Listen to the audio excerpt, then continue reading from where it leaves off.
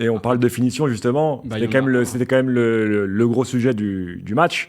La compo de départ, avec la première titularisation de Kolo Muani, qui est aligné avec Mbappé à sa gauche et Dembélé à droite. Première titularisation, on a pu voir Gonzalo Ramos en début de saison, on a pu voir Asensio, là, qui était blessé, donc indisponible, et qui était celui qui avait le plus convaincu. Est-ce que ce trio-là, pour vous, a marqué des points ce soir ? Est-ce que ça doit être l'attaque titulaire du PSG ? En fait, le truc, c'est que moi, je réfléchis je me mets à la place de Luis Enrique avant de me mettre à la place d'un supporter, vu que j'en suis pas un. Et l'Arcal. Non, mais Luis Enrique, en fait, j'ai l'impression que moi, le Asensio, à moins que Kolo Muani, dans les semaines qui viennent, il profite de la blessure d'Asensio. Franchement, le Asensio qui bonifie Mbappé ou Dembélé, Luis Enrique, il adore Asensio. Il a vu sur 2 matchs que ça avait marché, qu'il avait eu la plénitude de ce qu'il pouvait faire offensivement pratiquement. Je pense que Asensio, il va être dur à déloger, mais il y a un fait en faveur de Kolo Muani. Il y a la blessure d'Asensio qui lui permet, s'il brille, peut-être qu'on reviendra après sur sa performance, de prendre sa place. Et pour moi, il y a un truc qui va, je pense, jouer dans la tête de Luis Enrique, c'est que ce trio veut absolument que ça marche. Ils veulent absolument se trouver, ils veulent absolument que ça fonctionne. Quitte à forcer. Parfois, il y a des passes forcées, fais la passe à un autre partenaire. Ils veulent absolument se trouver. Et donc, du coup, je pense que ça peut jouer dans la tête de Luis Enrique. Ils veulent prouver, c'est ça. Ils veulent absolument, ils veulent absolument que ça marche entre eux. Et donc, je pense que Luis Enrique peut être influencé par ça aussi. Après, il peut être influencé, mais Luis Enrique, c'est quand même un mec qui a du cran, qui se laisse pas faire. Et quand on voit comment il adore Asensio, comment il l'a mis en valeur et comment il l'utilise et comment ça a marché surtout, je me dis que pour moi... ça a marché contre des équipes en difficulté, hein, contre Lens et contre Lyon. Oui, c'est vrai. Mais après, les matchs d'avant, je crois qu'il n'y avait pas le trio.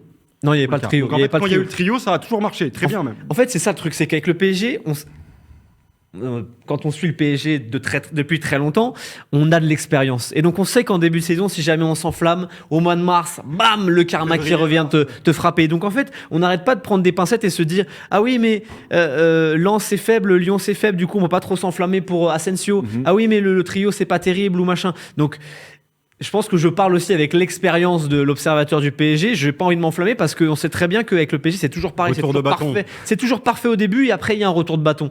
Donc oui, il y a des choses positives et il faut les dire, mais attention avec le PSG toujours. Dites-nous dans le chat d'ailleurs si vous pensez que cette ligne d'attaque-là, c'est la ligne d'attaque qui doit être titulaire au PSG à tous les matchs. Parce que tu parlais d'Asensio, Chacha, mais Asensio, quand il est recruté, c'est clairement pas pour être titulaire à la pointe de l'attaque.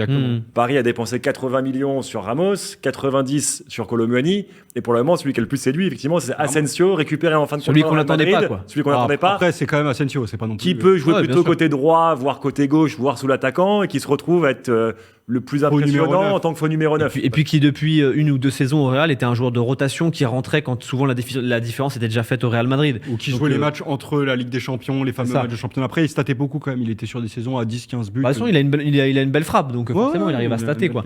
Mais oui, c'est celui Kolo Muani et Ramos, 170 millions d'euros pour 2 mecs moyens. Ça tacle un peu dans le chat. Peut-être un petit peu trop fort. Pour revenir sur Asensio aussi, t'en parlais. Tu disais, il faut des mecs, des fois, quand tu joues face à un bloc-back, t'as pas de solution, il faut des mecs capables de frapper de loin. Mais qu'est-ce que c'est la première qualité d'Asensio ? Bien sûr. C'est la frappe en dehors de la surface. Et tu vois cette physionomie de match où tu as une équipe un peu meilleure que Dortmund qui va justement te bloquer. C'est là qu'Asensio il est super intéressant. Tu sais très bien qu'aux abords des 25-30 mètres même, on peut aller plus loin. Ouais. Le mec peut déclencher une frappe et te la mettre comme contre Lens. Je crois, si je dis pas de bêtises, c'est lui qui ouvre le score, qui lance le match d'un gros pétard. Moi, je trouve que tactiquement, Gonzalo Ramos et Asensio partent avec une longueur d'avance, juste tactiquement. Parce que quand tu auras des blocs bas, un attaquant de surface comme Gonzalo Ramos, quand il sera bien se placer entre les lignes, quand il arrêtera de se cacher un petit peu, on pourra le retrouver et on pourra combiner avec lui et les deux de côté pourront se régaler. Et Asensio pourra armer de loin. Là où Kolo Muani, c'est peut-être un profil un petit peu plus différent, un petit peu plus collectif, un peu plus dans la percussion, etc. Donc peut-être que Asensio et je perds le nom, et Gonzalo Ramos partent avec une longueur d'avance pour les équipes qui joueront en bloc bas. Mais après, ça sera à Luis Enrique de faire sa tambouille. Le Asensio a marqué pour le PSG, c'est pas encore le cas de Ramos et de Kolo Muani du coup. Ramos, il était à quelques centimètres là. Non, mais il a encore. Mais faut la mettre. Ah ouais, d'accord, mais il a encore une occasion qu'il envoie dessus. C'est pas la première fois. Il a tenté sur les premiers matchs où il a joué. Est-ce que finalement, au PSG, il faut vite être décisif, sinon on me prend le risque d'être mis de côté assez vite et de ne pas avoir sa chance tout de suite. Là, on parle pas d'Ekitike à 40 millions, on parle d'un mec à 80, un mec à 90. Donc je pense que là, on va avoir plus de temps, les dirigeants vont être plus cléments et surtout, à un moment, même si Paris a des moyens quasi illimités, derrière, tu poses autant le mec. Kolo Muani, il y a des objets politiques, enfin des choses politiques derrière, je pense, au niveau de son statut, d'être français, Mbappé qui a poussé pour le ramener. Je pense que le mec, dans tous les cas, comme il a dit Joe, ça va forcer pour que le mec soit là et qu'il y ait ce fameux trio dont tout le monde parle et dont tout le monde veut un peu en France, en étant honnête. Ouais. Et puis après, Gonzalo Ramos, pour avoir été au parc contre Lorient, pour avoir vu son match contre je sais plus qui, il a encore joué, et contre Nice, j'ai l'impression encore une fois qu'il se cache parfois aussi. Donc ça montre aussi peut-être qu'il a besoin de temps, d'adaptation. Tu trouves qu'il se cache encore un peu notamment contre Lorient. Après, Lorient, il avait que 4 entraînements dans les jambes. Mais il se cache un petit peu entre les lignes. Genre là où à Benfica, il se mettait toujours au bon endroit où il fallait pour combiner, etc. C'était un petit peu moins le cas contre Nice, la rentrée contre Nice, parce qu'il a montré des choses sur les 2-3 ballons qu'il a eu, vu que apparemment il faut pas lui faire la passe. Dembélé et Mbappé ne peuvent pas lui faire la passe. Mais les 2-3 fois où il a eu le ballon, il a créé des différences. Donc je pense qu'il y a quelque chose à creuser. Et puis tu parlais du prix. Attention, il y a toujours un contexte. Le marché des numéros 9 est très très compliqué. Il n'y avait pas beaucoup de grands noms ou de noms intéressants pour le Paris Saint-Germain. Donc le prix, bien sûr qu'il rentre toujours en ligne de compte, mais les joueurs ne sont pas responsables de ce prix dans certains cas. Et je pense que Gonzalo Ramos, il paye aussi le fait que le marché des numéros 9 c'était compliqué cet été. Donc voilà. Et je pense que de toute façon, le PSG est sur un nouveau projet, de prendre le temps, de travailler en symbiose. Est-ce qu'il y a le temps au PSG ? C'est la communication du PSG en début de saison. Donc on veut prendre le temps, on veut construire quelque chose. Donc je pense que Luis Enrique aura le temps d'essayer une combinaison, un trio, ça marche pas, on réessaye, etc. En tout cas, je pense qu'il...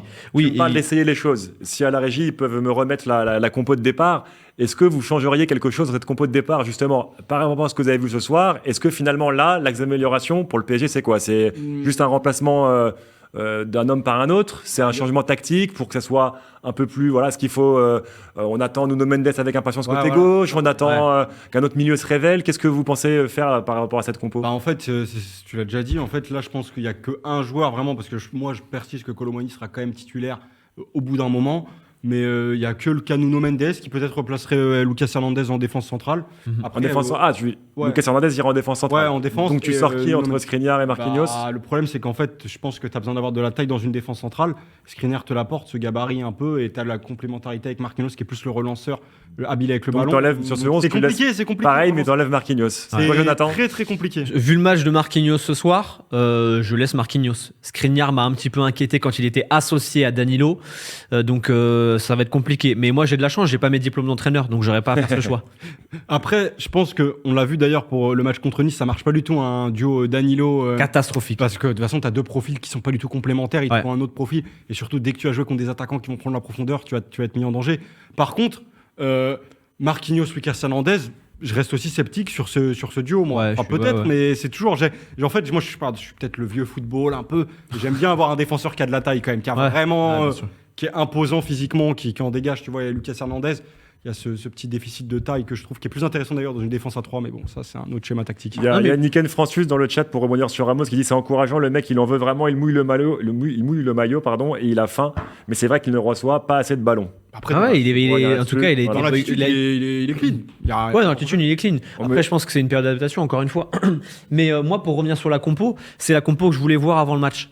Parce que Kolo Muani, j'avais quand même la curiosité, et puis on a quand même pas enterré un mec qui dispute son premier match. Donc moi, c'est la compo que je voulais voir ce soir. Donc je suis plutôt, je suis pas séduit parce que la prestation n'a pas été exceptionnelle non plus. Mais je trouve que c'est une compo qui a de l'allure et qui a surtout de la marge de progression.